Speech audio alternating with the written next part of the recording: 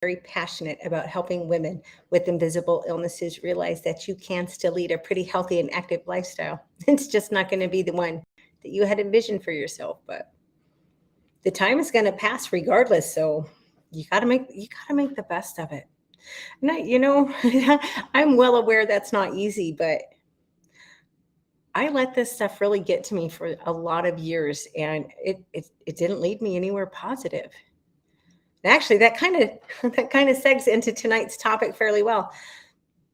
Silencing your inner critic. I don't know about you guys, but my inner critic is a raging bitch. She's just horrible, vile. I would never let anybody else speak to me the way that my inner voice speaks to me, which is really sad when you think about it. And it's something I've been focused on quite a bit lately because of a book that I'm reading. He just covered it. And the meditations that I've been doing lately focus on that. So it's what is it they say now? It's top of mind, but it is on my mind. So let's talk about it. This information, by the way, is from Forbes.com and Mind Body Green. We have between 50 and 70,000 thoughts every single day, and a lot of them are often quite negative. And here's the thing. It can be really unconscious. Oh, I can't speak tonight. This is going to be fun. It hasn't been a bad day. It has not been a bad day, not by any stretch. But I don't know. I ran out of steam a little. I'm a morning person. So when it gets into the evening, I crash and burn pretty fast. But the problem with your inner critic, your inner dialogue, is that voice is very easily absorbed, which makes it extremely toxic. You're a lot more aware of it if somebody else says something negative to you, right? Hi, thanks. I don't know who joined me. It doesn't tell me. So hopefully you're not saying anything mean, because I won't know what you're saying until after I'm done and rewatch this. So I'm just going to assume everybody's being nice.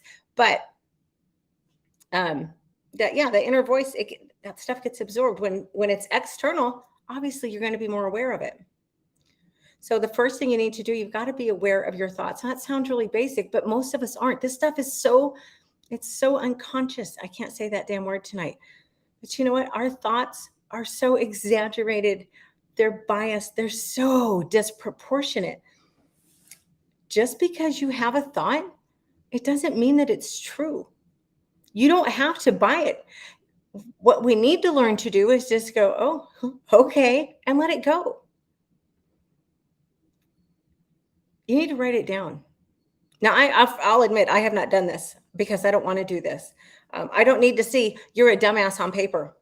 I know it's toxic, but if it's something, if you're struggling with this, start writing down that negative self-talk so you can really see it's in black and white, and then it's probably going to make you go, wow, this is really bad. Number two, it is really bad, by the way. It's a horrible habit. Number two, this is something I struggle with all the time. Stop ruminating. It is so tempting to replay a mistake over and over and over and over, but don't. What's the point? What is it going to get you? Nothing. It's not going to change anything about the situation. I don't care how many brilliant comebacks you think of 2 days later. The moment's gone. You've got to let that stuff go. Repeatedly reminding yourself that you screwed up, it doesn't help. You got to learn to let these things go. Now, again, that's something I struggle with. So I know that's easier said than done, but it is at the end of the day, it's not an easy choice if this is your habit, but it is a choice.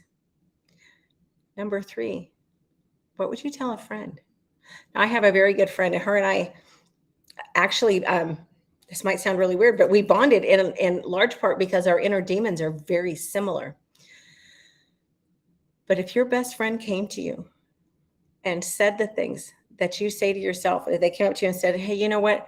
I'm stupid, and I'm a complete screw up, and I don't do anything right, and I'm fat, and I'm whatever you tell yourself. If your best friend came up and told you they were feeling that way about themselves, what would you say to them? Okay, if you're a guy, you'd probably be like, yeah, you're fat. But all joking aside, you'd probably be horrified. And you'd probably try to reassure them that that's not true. Well, why don't we extend that grace to ourselves? You deserve the same level of compassion that you would offer a friend. Now, another perspective on this, years ago, I was at a conference in Florida, and it was a fitness conference, and I am not a small woman. And myself and this other big girl were talking after the conference, and everybody's starting to leave, and everybody drifted into these little groups. And Lisa and I were sitting there, we were putting ourselves down. And this adorable little bitty old lady, and by little bitty, I'm like 5'3", and she had to look up at me. But this adorable little bitty old lady walked up to us, and she's listening for a second. Then she finally said, "Would either one of you walk up to a complete stranger and say those things?" And of course, Lisa and I were horrified. Oh my gosh, no. Then why do you say it to yourself? And I've always tried to remember that I don't succeed always, but if it's not something that you would say to a total stranger, you shouldn't say that stuff to yourself. Still want to hang on to it? That's fine. Then where's the proof? That's tip number 4. Where's the proof? Our thoughts are so exaggeratingly negative. Oh, I can't do this. Sure you can. I can't quit smoking. I said that for years. You know what? I quit smoking. I just looked this up the other day. Damn it, I should know. I want to say it's been like 15 years. But I told myself for the longest time I couldn't quit smoking. Well, you know what? When that's how I was talking to myself, guess what? I couldn't quit smoking. Whatever it is you're telling yourself, write it out. Just look at the evidence. Get a pen and paper. Put a line down the middle of a piece of paper. On one half, write down evidence that supports your negative thoughts. And on the other, write down evidence to the contrary. This can help you see I know this sounds cheesy, but this can help you see the situation from a more rational, less emotional perspective. Number 5, reframe your overly critical thoughts. I never do anything right. That is such a load of crap, and you know it is. You know it is. You can walk. You can talk. If you didn't do anything right, you'd have never learned how to do either one. I might tell yourself instead of, I suck at this. Okay, I may not be very good at this, but I can get better. I may not be very good at this, but I'm really good at that. Look, it's on what you choose to focus on. It's all on where you choose to put your attention. So quit putting your attention on that negative inner voice. A quick trick that I stole from Chalene Johnson is and it's very simple. I just tell myself that's not true. Because logically, I know that most of the 99.9% of the crap I tell myself isn't true. Number 6, what's the word? Often we allow our inner critics, I'm so guilty of this, we allow our inner critics to stop us from doing things because we're afraid of how it's going to turn out. We're afraid that, what if I make an ass out of myself? But what if you don't? Oh, I might fail. But what if you don't?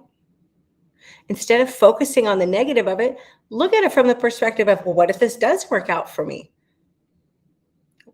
Is anybody going to die? If you try this, if you try something that you're afraid of, is anybody going to die? Because if that's not a possible outcome, if that's not a logical outcome, then you've got nothing to lose. So just try it.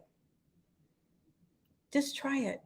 A good example, public presentations. Now, I'm one of those weirdos that I love speaking in public. If you hand me a microphone, you're going to have to fight me to get it back. I don't have any problem with it. I never have.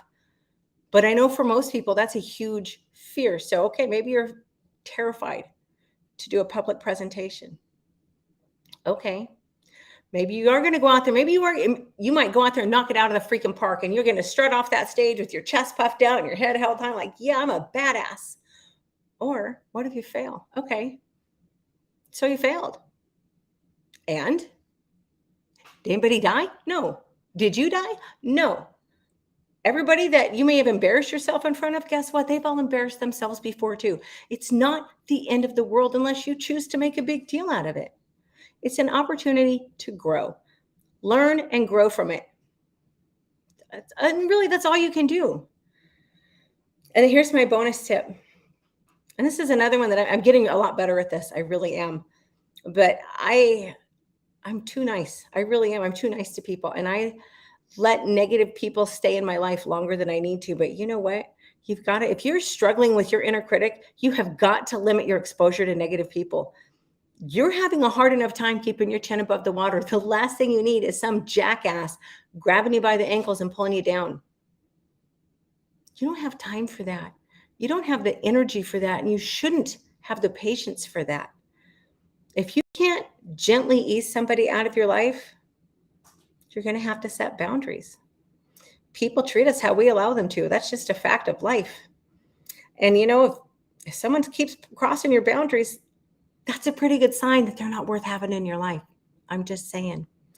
Anyway, that's all I have. I'm in a really weird mood tonight. I'm not in a bad mood, but I really crashed and burned about an hour and a half ago. And yeah, so I'm going to go.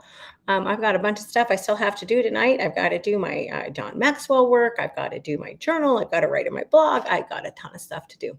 So I hope y'all have a great evening, and I will be back Friday at 7 o'clock Central. Take care. I'll see you then. Thanks.